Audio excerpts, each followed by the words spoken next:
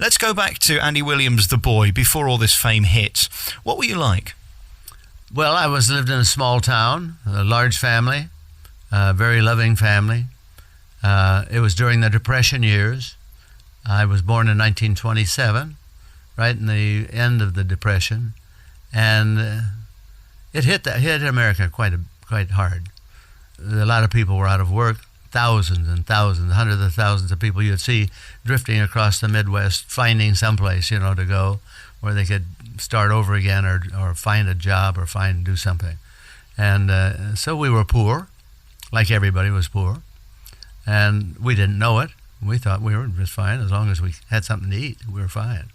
And children don't know they're poor. You wear your hand-me-down clothes, and as long as they're neat and clean and they've been mended and socks are all matching. Nobody cares.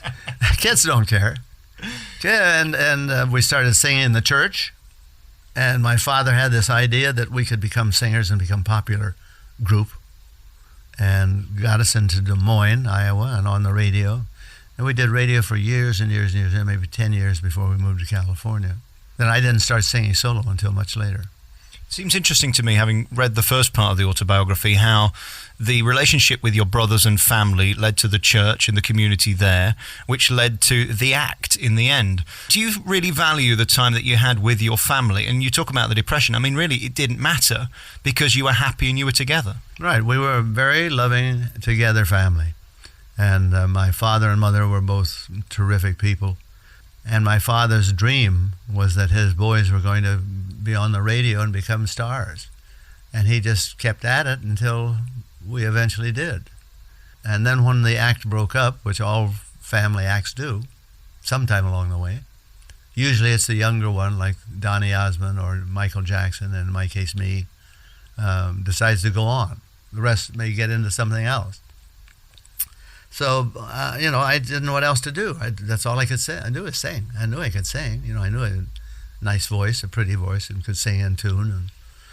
And so I struggled like crazy for about 3 years, playing in really dumb, awful places because I had no name at all, and I had no record.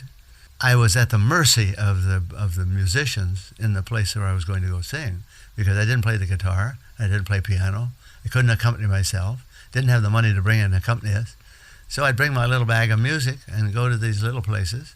And there was absolutely, nobody knew who the hell I was, and it was very difficult. And I bombed everywhere I went. But I got $300 a night. I had to take a bus to go where I was going. And I couldn't sit down in my tuxedo because I couldn't afford to have it pressed every night. So I changed in locker rooms and wherever I could go, sometimes a meat locker. Hang up my suit in the meat locker. It always looked nice, nice and crisp. I was freezing to death, but then finally I got on television, the Steve Allen Tonight Show, and then because of that exposure, I was able to get a record contract, and I wanted to be with Archie Bleyer because he had the Everly Brothers, and they were getting hit records, and I wanted a hit record. So first one he gave me was Butterfly, and I thought, well, I can't sing that song. It's not my style at all. He said, well, then I'll get somebody else. We just won't have a hit. I said, well, I want a hit. He said, well, sing this song. So I got an Elvis Presley record, and I listened to it. And I knew I wouldn't sound like Elvis, but I had to sound something like different than I was used to doing. So the next day I went in the studio and said, you told me you love me, you say you'll be true, and said, you butterfly. And he was right. It was a big hit. It was a big hit over here, big hit in America. First big hit I had. Did you always stick out from your brothers? No, you don't. When you're in a group, you don't stick out. You want to blend. So why you? Why were you the one that carried on when they gave up? I don't know. They wanted to get out of the business. They wanted it. My brother Don wanted to be an agent. He said, I don't like this singing all the time. I want to have other people work for me. And my brother Bob just wanted to go in the real estate business with my dad. Yeah. And Dick wanted to sing with the band, so he went with Harry James for a while, a couple of years. And I didn't know any direction. I just figured I'd go to New York and try and see what I could do. And it was difficult. But fortunately, a friend of mine who was producing the new Steve Allen Tonight Show came into the club I was working and said, boy, you sing great. Why don't you audition for Steve Allen? I said, who is he?